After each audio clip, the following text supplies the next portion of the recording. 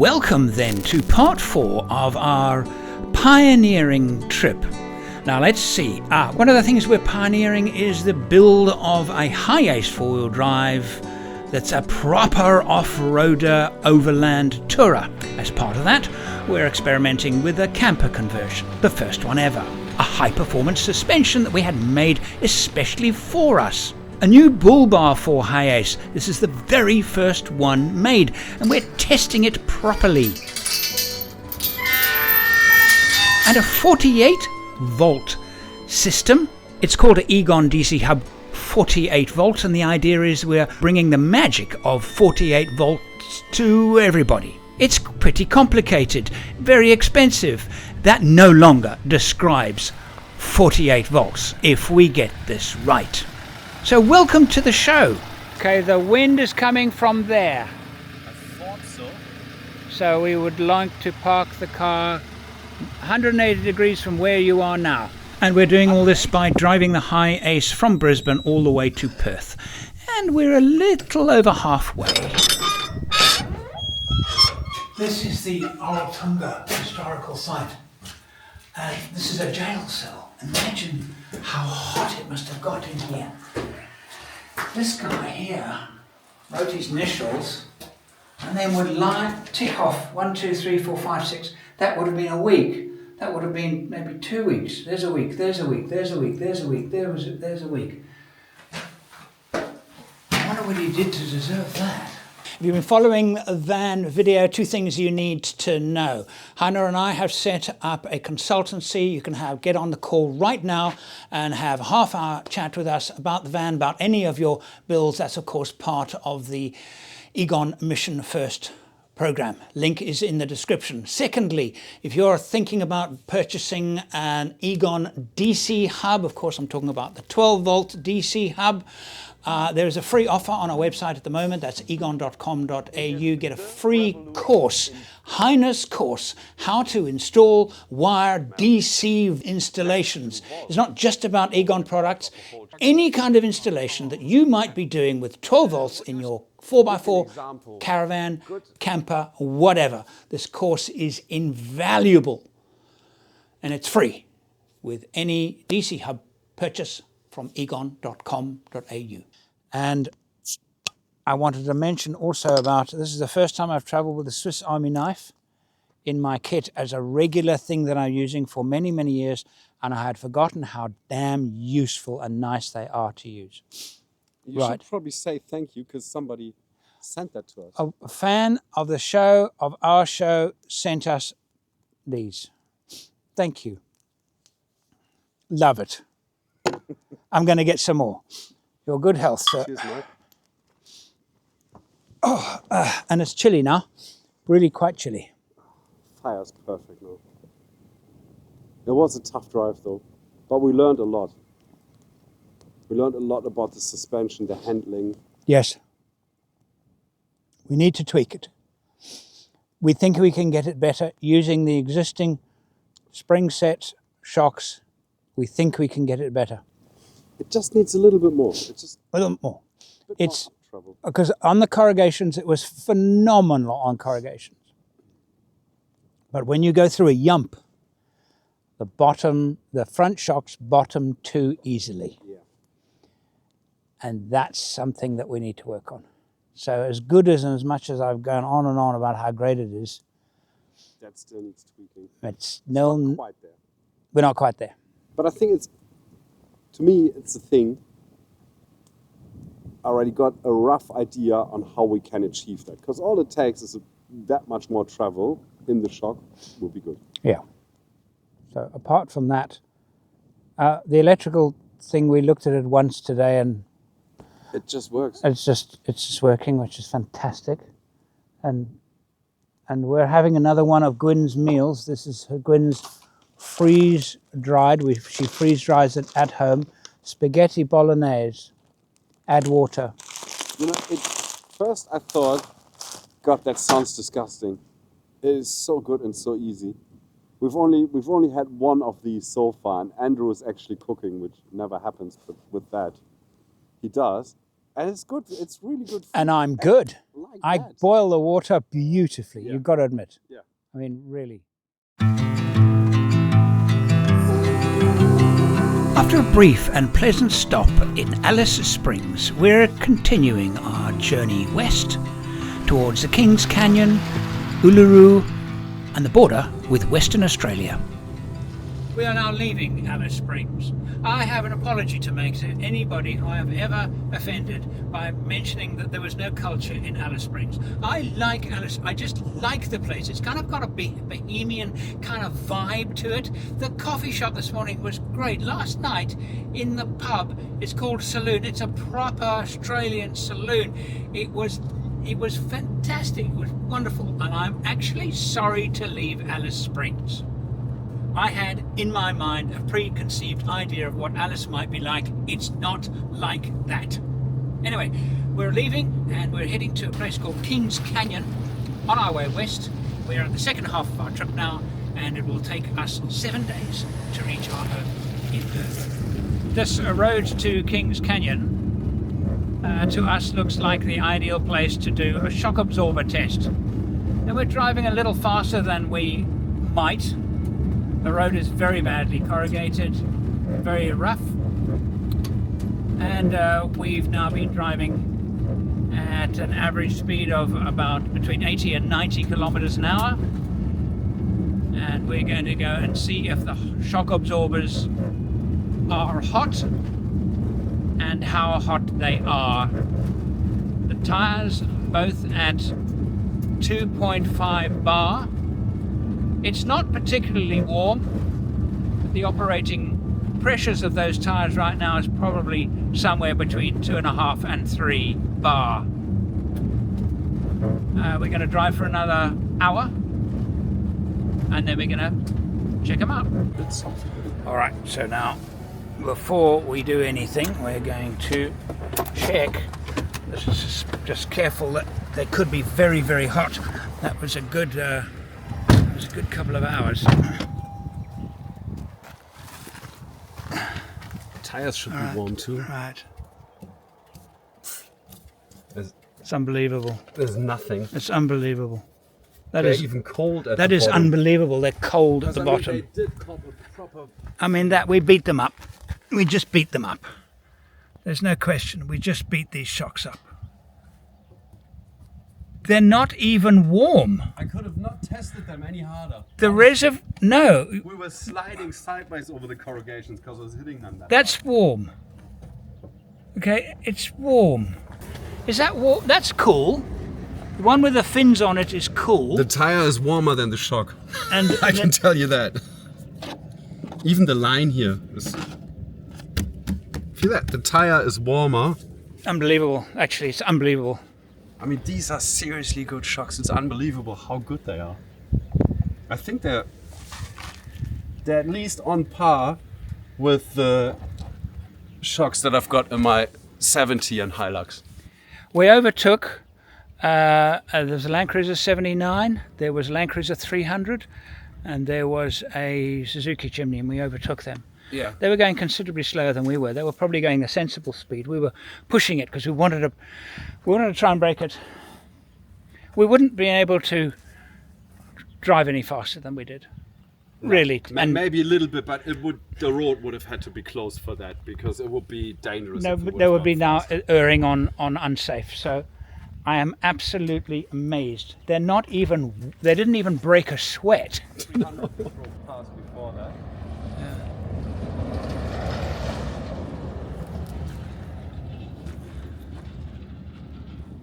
And Bullbar's good. No, I think we should check that. I think it's looser than it was. I think so too. Shit, Andrew. What? The bottom has snapped. Huh? The bottom mounts have snapped. Yeah. Have a look yourself. I can feel it. Snapped on both sides. Yeah. It's good that we found that, because there's some R&D right there. It's part of the process. This is the first Bullbar made for this at this weight, using mounts. Everything's a question mark with this. So it's good that we found that. I mean, we have to think about how to fix that, but we're already thinking about different ways together with the guys from Cruiser Company, how to stiffen up the front mount. And I mean, this proves that this is necessary. So it's good part of R&D that we're doing right here. We just have to think about a way now how we fix this, because there's over 1,000 kilometers of corrugation still ahead of us, and the last thing we want to do is lose this and drive over it, because that would definitely be the tow truck home, and maybe even an ambulance. We have to deal with the fact that it's broken and it will continue to break. So we're going to take it easy on the road. Our testing for suspension and everything, done. Well, we've done that, yeah. Okay, we've done that. So testing of the Bullbar, done. Yeah, we found a weakness. We broke it. We broke it. So now we've got to get home. Getting home. I mean, I always like to think worst case scenarios. What's the worst case scenario here? Absolute worst case scenario is keeps cracking. It will not fall off like that. No. And we realize it's now getting dangerous and it might fall off. That means we unbolt it and we leave it somewhere. And we'll have to leave it somewhere. Oh, we've still got ratchet straps, right? Yeah, we do. What we could do, because this is the problem, the movement. We could put a ratchet strap through here and strap it to the K-frame. You know, make it go underneath here so it sits under the radiator. It's not going to hit it. We put tension on it. That takes away the flex from the bar, which should then stop reduce the fatigue cracks going fatigue further. cracking that's going to go further. Do you want to do that now?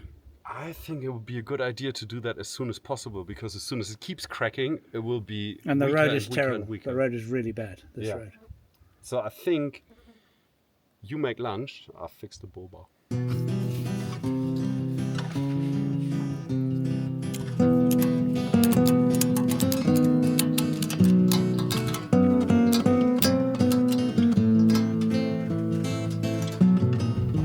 I mean, all we want to do is take the movement away. That's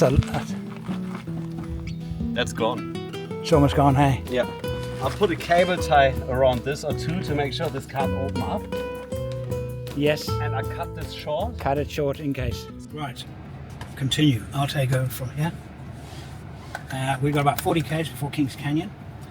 This road is horrible. So I'm going to take it a little bit easier now. We don't want to tempt fate.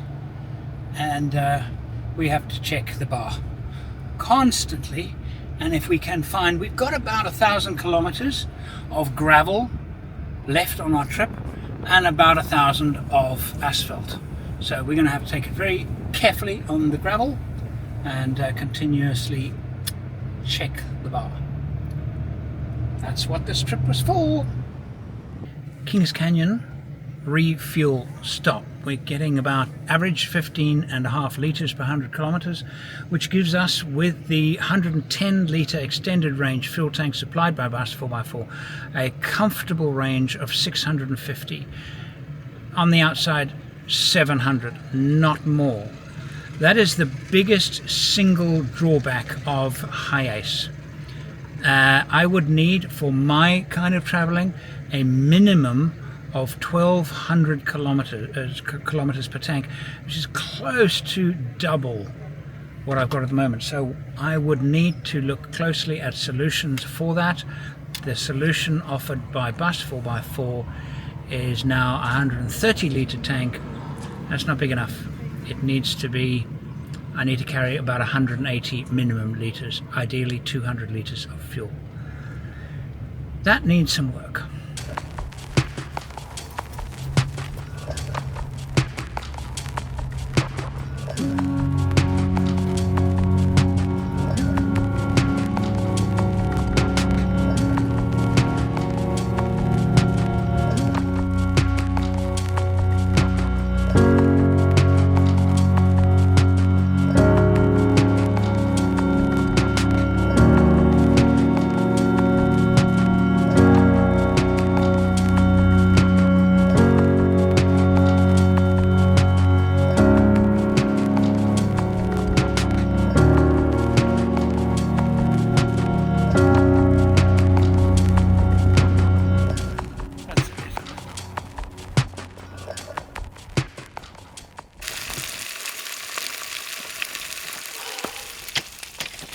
I think they're pretty close to. I think they're done. I think those are done. I think those are perfect.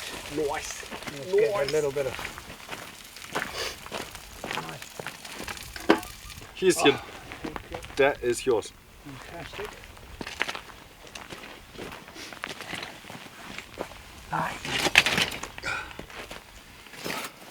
Wind has died down perfectly. Eh? So nice. Got a bit chilly there for a while. It's perfect now. God, I'm hungry. That was a busy day. Busy last, what, 2-3 hours?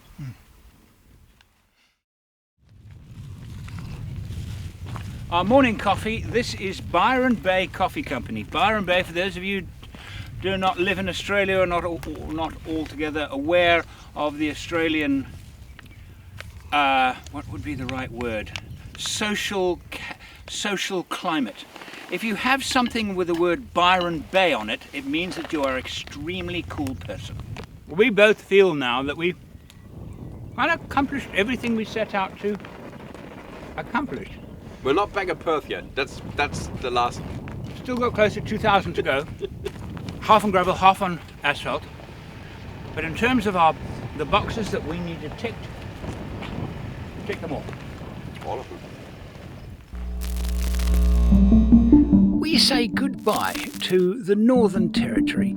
Thank you very much for your hospitality, and we're now entering Western Australia. And in Western Australia, some of the laws and rules, the way they see life, is a little different from Northern Territory. Glad to be back home in WA, because they've got sensible rules here. Camels are not allowed to use firearms. Never before on a trip have I been stopped this often to ask questions about my rig. We had that made in Thailand specifically for the car. From a company. Sorry? We're not quite sure about that yet, because we're not really suspension people, but we couldn't find anything and we wanted to make this work. So, for those of you who do not know Western Australia very well, the road we're traveling on here is a dirt road where we've got 1,000 kilometers in that direction, nothing.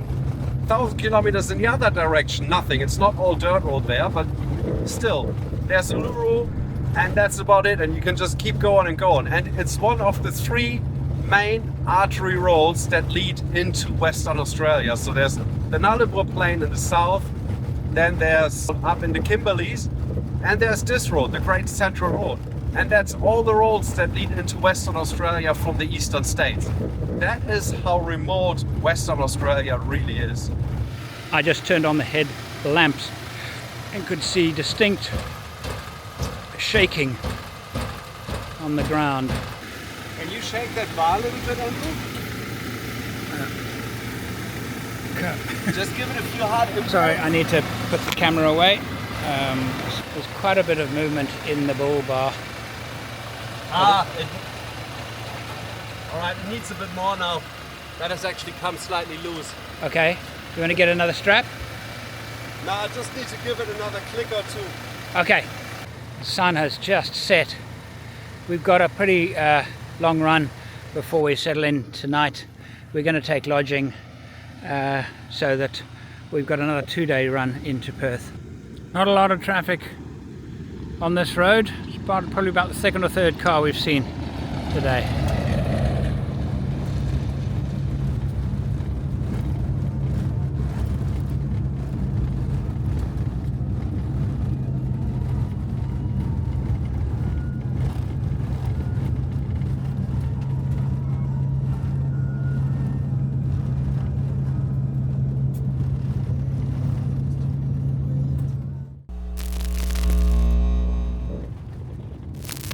I last drove this road in 2023, and I started to count, but didn't finish, the wrecks on the side of the road. But this time we've decided we're going to count them. About to pass it now. Yet another one. Wrecks of vehicles. And now I keep pointing my camera at wrecked vehicles. This is, I think, a Holden Jackaroo. I've seen on this trip, I haven't counted, but I reckon I'm well over 100 now.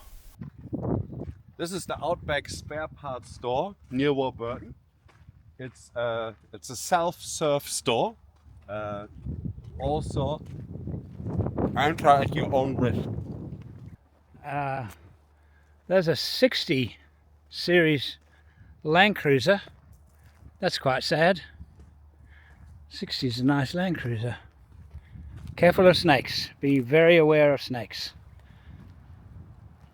It looks like a Daihatsu. It's got the 12-inch T engine in it. It's got the what engine? It's got the very nice 4-liter 6-cylinder diesel engine in it. Yeah. Coat of paint, lick of paint, be good as new. This is a Ford, looks like a Ford pickup. Look, and there's a Ferrari. Okay. So there is a Ferrari. Unbelievable. Now we've been counting wrecks since we left Warburton. We are about 210 kilometers south of Warburton, and we are at 63. Yeah, somewhere in the middle. So this is now 1, 2, 3, 4, 5, 6, 7, 8, 9, 10. Another 10. So we're at 73 wrecks on the side of the road since then. There's a Delica or L300. We're not quite sure. It's a four-wheel drive though. It is after all a Jeep. This then, it's a Jeep Cherokee, is the 100th wreck we have seen in our 600-kilometer trip south. 99. One- You can't count the Land Rover Defender. It was still driving. It was still driving. Be fussy, okay. This is a nasty piece of road. Let's have a look at the... It is a nasty piece of road. They are a little bit warm. They're almost as warm as the tires. This is the warmest I've... But it's also warmer today. It's 29 degrees. But, you know, look, No, it's not hot. I'm touching it. It's like... No, that's not hot. It's less than body temperature. That's not hot. And the Bullbar is still on. Okay. I think our strap fix No, worked quite well. Did you see? I put cable ties around it so it cannot open up. Let's hope that stays that way.